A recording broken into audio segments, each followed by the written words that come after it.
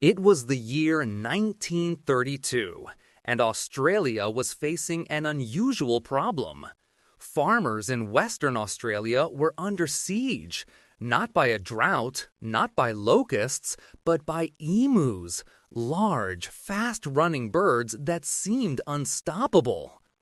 Among the farmers struggling with this strange crisis was Thomas Mackenzie, a man in his late 30s who had moved to the Wheat Belt region seeking a new beginning. Thomas had dreamed of a farm full of golden wheat swaying gently in the breeze, a farm that would secure his family's future. But now, those dreams were threatened by creatures he had never imagined would challenge a human being so fiercely. Thomas had always been proud of his work ethic.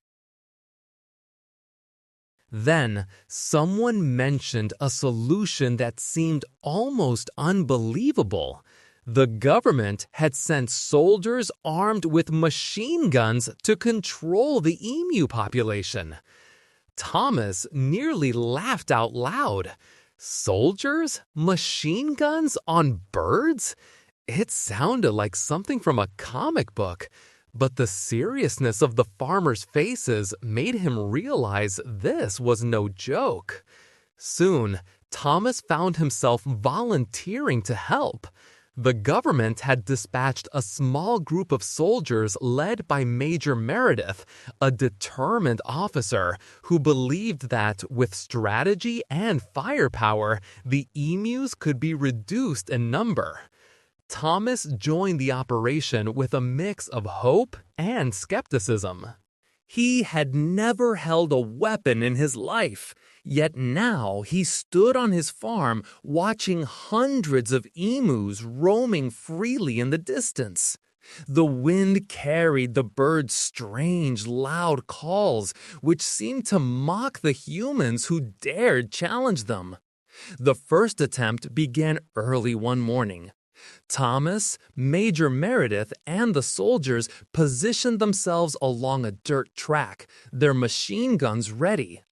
As the sun rose, a large flock appeared on the horizon. Thomas's heart pounded with a mixture of fear and excitement. When the soldiers opened fire, it quickly became clear that the emus were astonishingly fast. Many birds scattered before any shots could hit them. Others ran in patterns that seemed almost intelligent, evading bullets as if they knew exactly what the humans intended. By the end of the morning, thousands of rounds had been fired, yet only a handful of emus lay on the ground. Thomas felt a strange mix of relief and disbelief. Relief that his farm had survived the morning relatively intact. Disbelief that such a simple plan could fail so spectacularly. The following days brought more attempts, each carefully planned. Thomas observed the birds closely, taking notes on their behavior. He noticed that emus traveled in organized groups, avoided uneven ground, and often split into smaller flocks when threatened.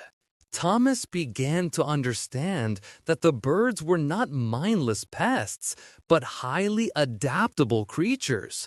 No matter how powerful the weapons or how precise the plan, the emus were always one step ahead. Local newspapers caught wind of the events and began reporting on what they called the Emu War.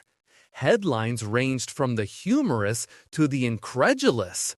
Soldiers defeated by birds and the Great Emu Uprising. Thomas read these with a mixture of shame and amusement. How would the rest of the country view him and the other farmers? Yet, as he observed the emus day after day, he began to feel a grudging respect. These were not merely pests, they were survivors, perfectly suited to the harsh Australian landscape.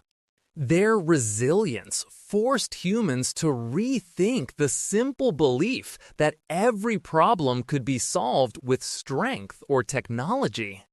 Despite repeated failures, Thomas refused to surrender. He returned to his farm and devised new strategies. He strengthened fences, designed traps using food, and even built scarecrows, though he often laughed at himself for thinking they would work.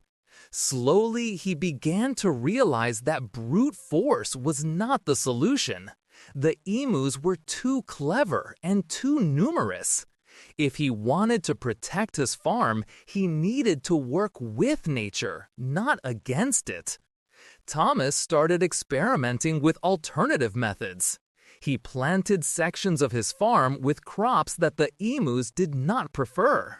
He divided his wheat fields into smaller, manageable plots, making it harder for large flocks to destroy everything at once. He even tried leading smaller flocks away with food to protect his main crops. It was not a perfect solution, but it gave him hope. Over time, his efforts began to show results. His fields, while still affected by the birds, were no longer completely destroyed. He had found a way to coexist with the emus rather than attempting to dominate them. The lessons Thomas learned extended far beyond farming.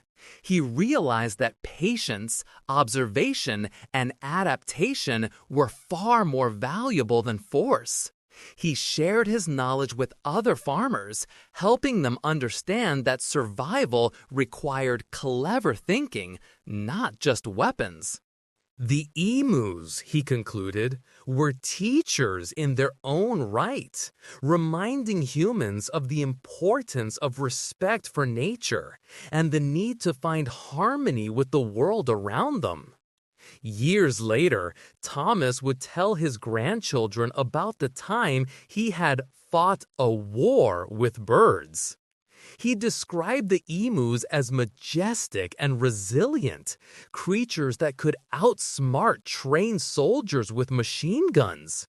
He spoke of the absurdity of the situation, but also of the deeper lessons he had learned. Through the struggle, he had discovered resilience in himself and in his community. He often ended his stories with a smile and a wink, knowing that the Emu War had changed him forever. The Great Emu War remains in history not as a tale of victory or defeat, but as a story of perseverance, adaptation, and the unexpected wisdom of nature.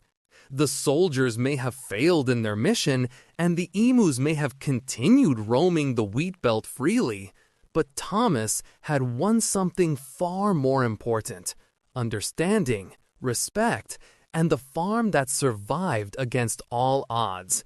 And as he often said to anyone who would listen, sometimes the greatest victories are not the ones you win with force, but the ones you achieve by learning, observing, and finding a way to live with challenges you never imagined.